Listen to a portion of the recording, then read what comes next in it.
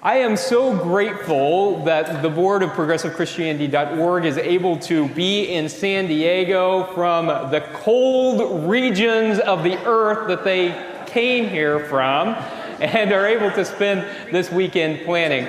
And so Mark had said, "Oh, Caleb, we'll get to hear you preach this weekend." And I said, "You could, but that sounds like a horrible waste of talent because look at all these theological resources we have here, and we ought to hear from you all." So progressivechristianity.org was formed in the mid-90s as a Center for Progressive Christianity and has been defining the conversation about the progressive Christian movement for all of these years. And so we've got some incredible history with this organization, and the progressive Christian movement is going in new and exciting directions, and we're going to talk a little bit about that today. And I've also asked Pastor Marcella to join our conversation as well. So I'm going to let them all, they've all got mics, so I'm going to let them introduce themselves, and then we'll hear from a board member who isn't able to be here in the sanctuary with us today, but joined us virtually. So Roger, why don't you start? Sure, I'm Roger Woolsey. I'm a pastor in the United Methodist tradition. I'm currently serving a church in Fruita, Colorado, right near Grand Junction on the far western side of Colorado. I wrote a book a few years ago that you might have heard of, Kissing Fish, Christianity for People Who Don't Like Christianity. And that, so you can relate to that, yeah. And there's a Facebook page that sort of has a life of its own. A lot of folks don't even know there's a book, but the Kissing Fish book page is a place where a lot of progressive Christians converse and challenge each other and inspire each other, and you might want to know about that. So. Oh, I've got my mic. Oh, you have That's your good. own mic. Yes, thank you. Y'all know me. I'm Pastor Marcella Salgado Solorio.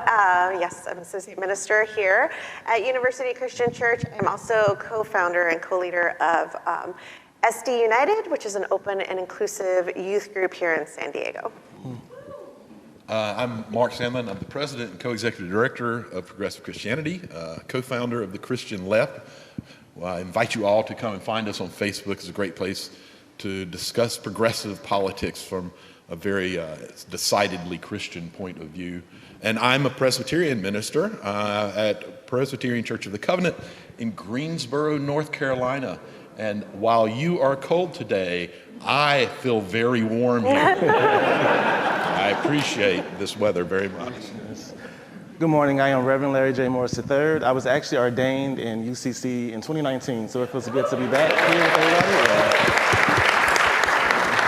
And so I have, I've been busy. I haven't just been sitting on my ordination. So I am the executive director and lead pastor of the Inclusive Collective, which is a campus ministry in the Chicagoland area. And so our purpose is to fuel young adults through Jesus-rooted soul work. I'm also a PhD student in the African American and Preaching program at Christian Theological Seminary. So I appreciate the support of the church here with that work as well. And I also do spiritual direction. So like I said, I have been busy since you all ordained me. I haven't just been sitting on it. Thanks for not slacking, Larry. I also want to say a special word of thanks to Deb Grady, who is our administrator of progressivechristianity.org, and grateful that you are here today as well. Dr. Sharon Jacob is a professor at Claremont School of Theology. She was not able to join us in person, but I'm going to let her introduce herself and get us started in thinking about the future of the progressive Christian movement. Let's take a look. Hello, everyone. My name is Sharon Jacob, and I am one of the board members at progressivechristianity.org. And I'm here to talk about what I see from my perspective, the future of progressive Christianity. In a context where religious nationalism is on the rise in various contexts, not just in the United States, but around the world, I think it is important for movements like progressive Christianity to provide a counter narrative. What movements like progressive Christianity do or resist is they highlight multiple voices, multiple perspectives, and a message of inclusion, message of solidarity, message of bridge building, and message against the racism, the homophobia, the xenophobia, the sexist, the misogynist nature in which our world is heading currently. Progressive Christianity also, is just gives people the choice to read texts for their own, to make up their own minds, and to use their own experiences and their own voice while interpreting these texts. This is very important. It is not just one narrative, but it is multiple perspectives and multiple narratives that can coexist side by side, that push against one another, that are in dialogue with one another, that draw from one another, that are inspired from one another, and that also provide inspiration to one another. The hope for me from a movement like Progressive Christianity is that we need more movements that promote peace and social justice for all, that also promotes in recognizing the humanity of all people. And that's where I hope that we are headed. I do think that's where we are headed, but all in all, we need a counter narrative that just allows people to recognize that there are multiple ways of thinking, multiple ways of being, and they can find homes. They can find home or be at home or belong in a movement which is called Progressive Christianity. Thank you again. An interesting thing about Sharon is she studied under Dr. Tracy West, who is the sister of our artist in residence, Bill Wright, which is a fun connection. So we are a progressive congregation. That's a way we identify ourselves. That's in our mission, our vision, our core values, and we talk about that a lot. But before we get too deeply into anything, I thought I'd throw this out there. What even is progressive Christianity? Could you all just, whoever wants to take that on, or if you want to bounce that back, what is it? I'll start just by saying I've always really disliked the label of progressive Christianity. For me, I've always felt like progressive Christianity should be, it's an awkward way of putting it, but originist Christianity, where we're trying so hard and desperately to get back to what were the original intentions of the teachings of Jesus? Who are we supposed to be? Progressive feels like it's pushing everything into the future, which is great in terms of we are trying to create new stuff, like the scripture said today, behold, I'm about to do a new thing. But I think that it allows too many people to say, you're doing a new thing and it's not what Christianity is, rather than saying, all we're trying to do is strip back all of the junk that's piled up on top of what Jesus' intentions were. So for me, that's progressive Christianity is actually trying to get back to the roots of what Christianity really is and lead us towards breaking down the barriers that give the false impression that we are somehow separate from each other.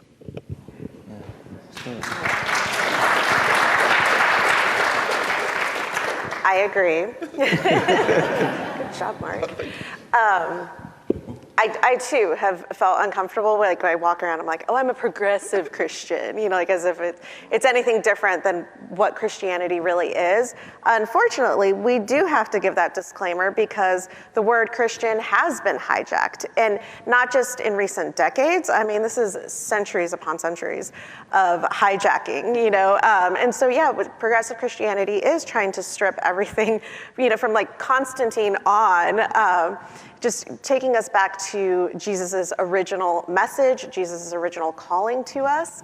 And there are, some major points. And I think one of the biggest ones, my favorite one, is definitely that of love and inclusion, where everyone is welcome. That is, I think, one of the core, if we filter everything through love and kindness and inclusion, then we're able to get to a real theology and Jesus's theology and what he taught us.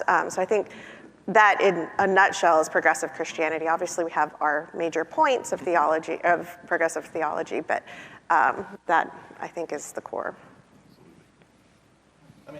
I agree with what you all said. So I think it reminds me to always look at the margins, right? Who is being left out of our understanding of Christianity, and to include them. I think that is the work in the ministry of Jesus Christ. And so progressive is like, who's on the margin? There's always some community or some folks on the margin.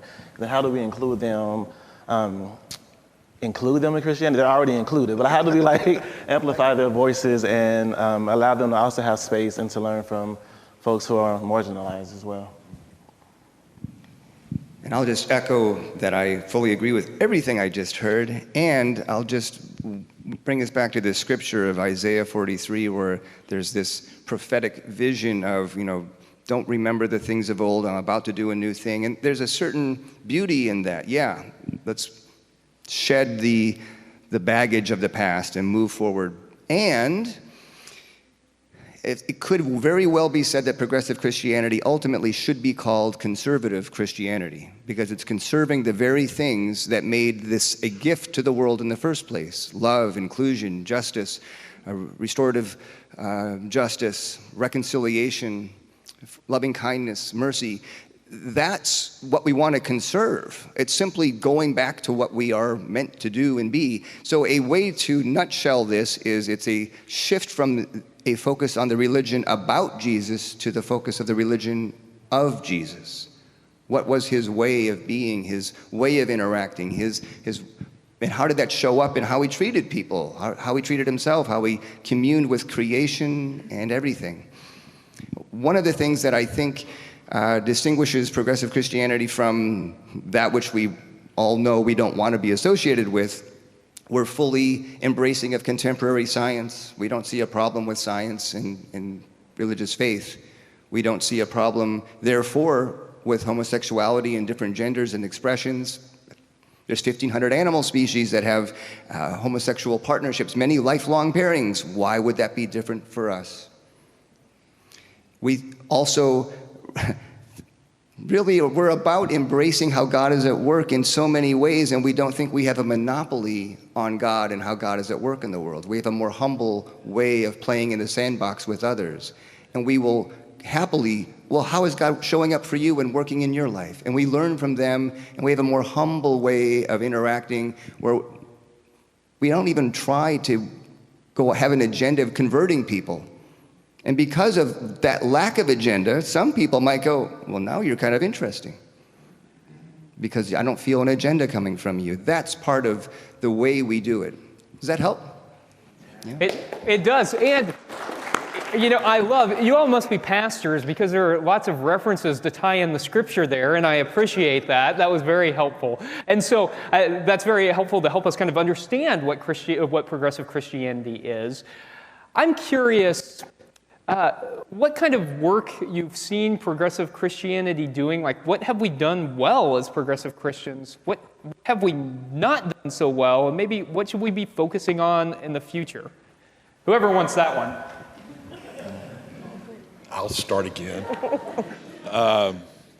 What we have done, and this is just, there's so many answers to that question. So thank you for such a broad question. One of the things we've done incredibly well is deconstruct bad, harmful theology that hurts and marginalizes and separates people. And I'm going to keep this really brief. What we need to do more work on is reconstruction. A simple example of that is we've done a very good job at deconstructing our understanding of the afterlife, of the idea that there's a heaven and that there's a hell. We've gone back to the scripture and really been able to break down why maybe that's not even what was trying to be said here. It is time, though, to work on reconstructing, to give for, particularly in the case of what is the afterlife, there is some comfort in that old understanding of what the afterlife is. What does progressive Christianity, what have we reconstructed to offer instead of it? What is our new understanding? And I think there's lots of places, topics within progressive Christianity where we've done this really wonderful job of coming from a very intellectual and experiential perspective to this text. But what are we going to do next with it? How do we reconstruct it in a meaningful way? And we're doing some of that, but I think there's a lot more work to be done there. I think one of the things we've done well is to hold space for questions, right? A lot of people that I work with, and even in my own, life of faith, is we have questions about the divine, about God, about justice, right? And so I think we've done a really good job like holding space for questions. And then I think, to kind of get on your point of this reconstruction piece, I believe there are communities who have already done this reconstructive work, right? And so we talk about marginalized identities and marginalized communities. There are Black folks, Indigenous folks, queer people who have already done some of the reconstruction work. And so I wonder what it would be like to lift up their voices, right? To learn from other communities who, in some ways have already kind of begun that work. And so, I think we're in some ways are moving in that direction. But we can learn from folks who are already kind of there. I think, yeah, I completely agree. Queer theology in particular is doing an incredible job at putting back together all these old pieces in a way that is really valuable for bringing us together and showing us the places that we've fallen very short. I completely agree. I think one thing, progressive Christianity, it's not new. It's not a new concept. Or I think of organizations that have existed for a long time. And the one that stands out to me, just because I was raised in a household that read Sojourners magazine and who, my dad used Jim Wallace's books in a lot of the courses that he taught. That's an organization that has been around for a very long time, started during the Vietnam War. You think of, the Reverend Martin Luther King Jr., we hear about him in school and, as if being a reverend was his side gig and being this activist was this, separate thing. And it really isn't. Like, he was an activist because of his faith. And I think just highlighting that more and more, I know for a long time I was very cautious in telling people that I followed a Christian tradition because they assumed all this negative stuff about me. But I think, the direction that progressive Christianity has headed, I think, we are being louder and trying to take the microphone more and more and trying to, be out in public and be loud about our, what we believe and being in spaces as ministers and as progressive Christians, being in these activist spaces and giving progressive Christianity and just, Christianity in general, just a voice. So I think more and more, I love, seeing that we're kind of shedding some of the baggage and just going out there and declaring loud and proud who we are and standing on the shoulders of those that have been trying to share that message, but maybe didn't have the microphone in the same way that we have now with social media and online presence and that sort of stuff. I think progressive Christianity has done a really good job of helping people feel comfortable having beliefs that they know that they've had for a long time, but didn't know that they could actually believe and still be a Christian. Like, I don't think of God as some man in the sky looking down on us, more like a field of love that I experience. Less Jesus needing to die and bleed everywhere to be our salvation, to following his way. I am the way, the truth, and the life. His way of being, that way of compassion, of restorative justice, of loving kindness. That way, if we live that way, we're going to experience wholeness. That's salvation. That's how we experience salvation. It doesn't have to be the stuff that's so off-putting for so many people.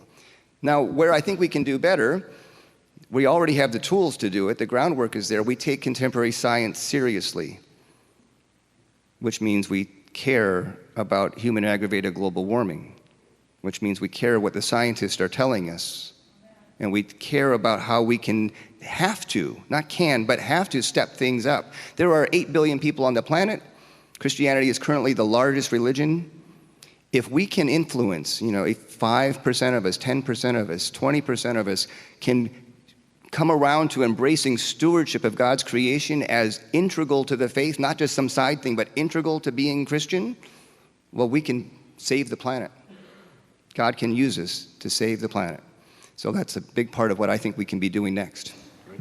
So I would love to hear much more from them, but maybe Save the Planet is a great place to stop because that is what we hope that our faith does, right? Transform the world. So we are grateful to all of you. Let's give them all a round of applause. Thank you for being here with us today. Mark's got a book, Progressive Prayers for Progressive People. Roger's got his Kissing Fish book that he mentioned, but Roger, you've also got another book coming out. Yeah, a new book coming out in April, Discovering Fire, Spiritual Practices That Transform Lives. So check those out as well. Friends, let's give them another round of applause. And you all can return to your seats. Thank you so much.